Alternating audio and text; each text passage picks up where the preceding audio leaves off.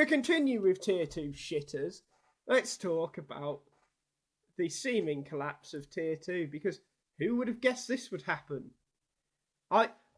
Did I expect it to happen so quickly? No, I thought maybe it would take 6 months to a year for the Tier 2 organisers to back the fuck out.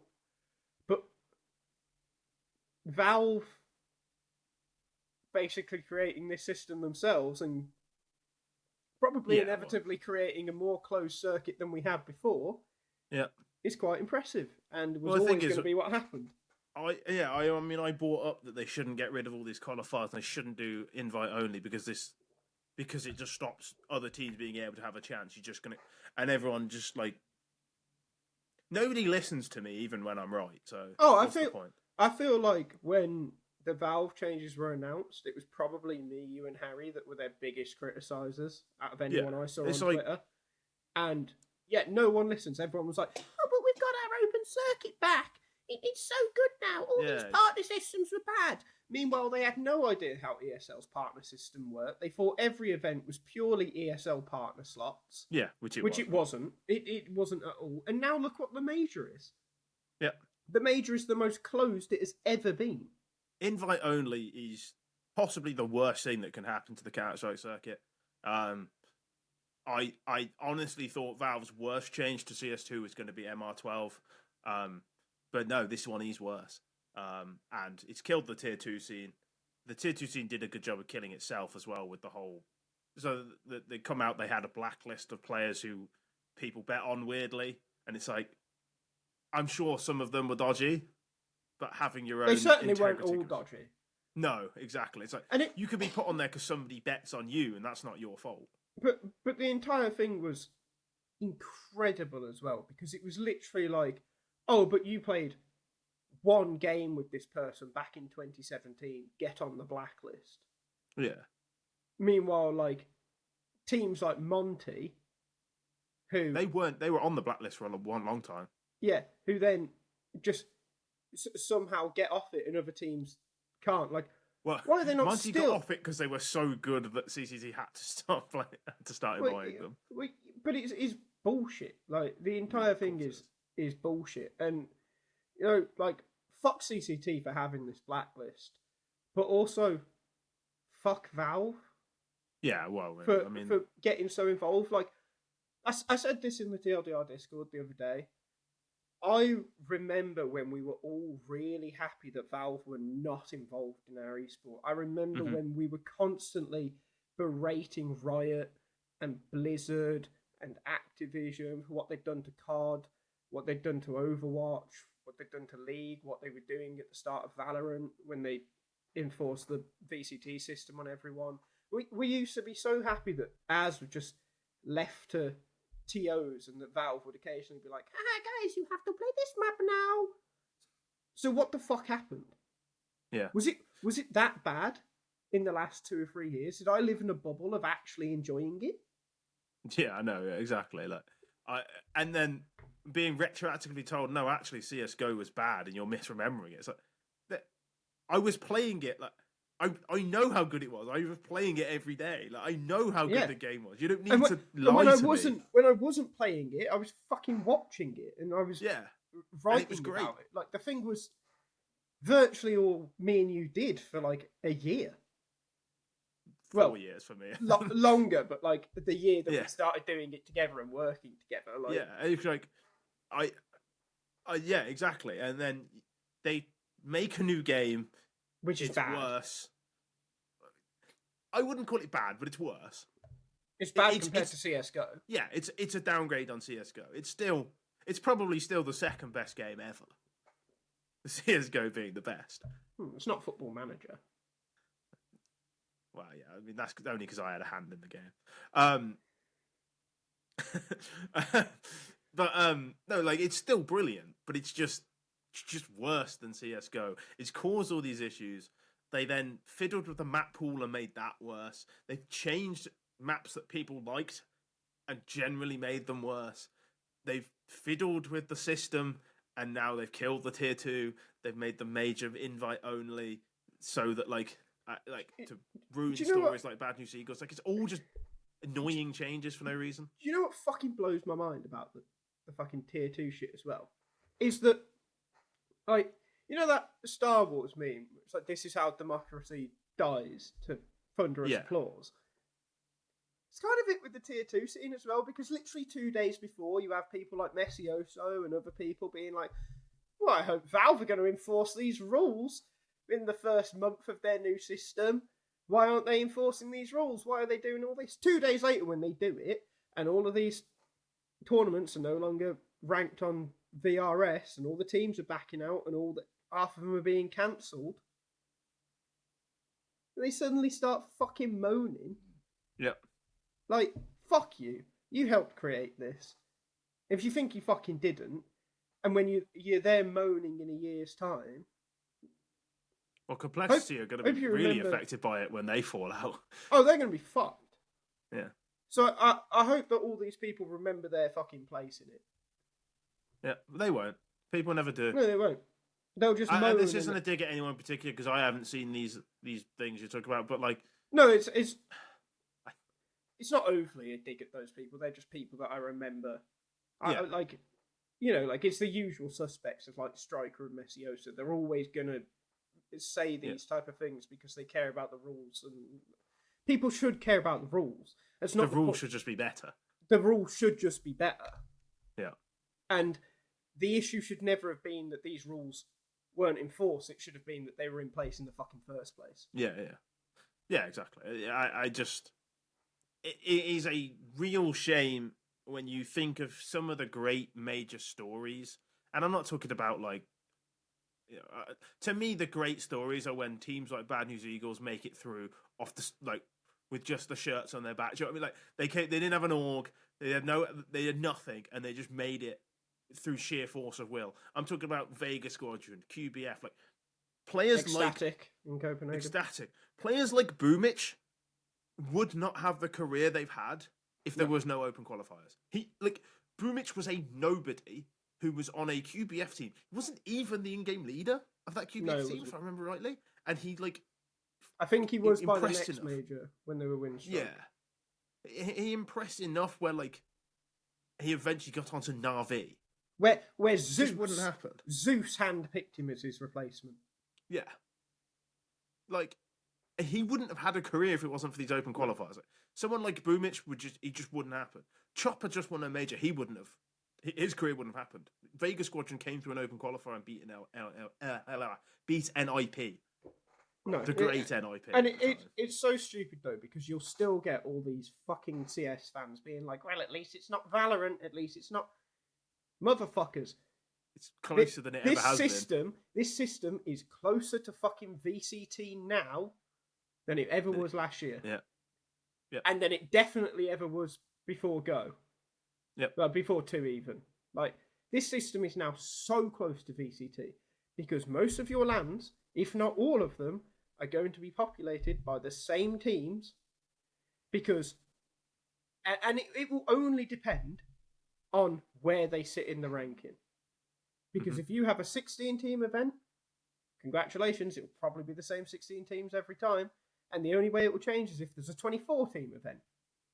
And one of those teams manages to outperform a team in the lower end of the top 16 and gets himself a place. Like,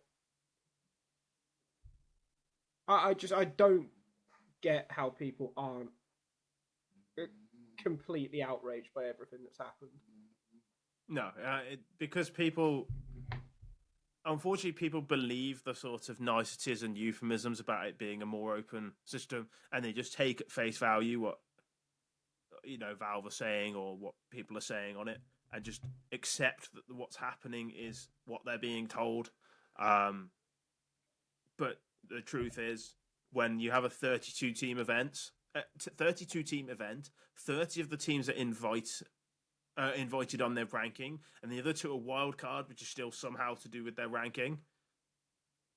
That's as close a system as you can get. That's not an open system. Yeah, that's you need open qualifiers in this game. That's like the Valorant kickoff tournament that happened last year. Yeah, that's all that is, and that's all Bounty has effectively been. So, if CCT ceases to exist for, you know, we can talk about how them having the blacklist being bad, whatever. how is somebody like Johnny Speeds? How is a team like that ever going to move up? Like, without tournaments like that, how do they even get to a position to get the higher Valve ranking? Well, in the last, like, if we go back to just before Paris, right, which was like Paris was, the underdog major. Mm-hmm.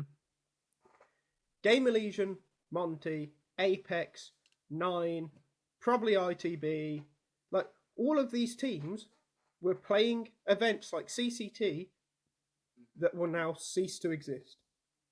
Yep. Because it isn't worth them existing if they're not VRS ranked, because teams won't fucking play them. They don't get anything out of playing them.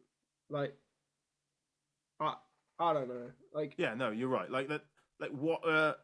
How does a Game Legion or an Apex or even a Monty? How do they get to a position to be top 8 at a major? Now, how do they do that? If these tournaments, like especially somebody like if you're blacklisted from a CCT already, or if CCT systems exist, there is no pathway to the top that there's always existed. Half of the teams are in the top 20, top 32 now. Somebody like Eternal Fire who grinded their way through tournaments like that, they just can't do that. That pathway just doesn't exist anymore. So surely they have to look at it and go, how is somebody going to repeat what we did? How is somebody going to do what the Mongols did last year?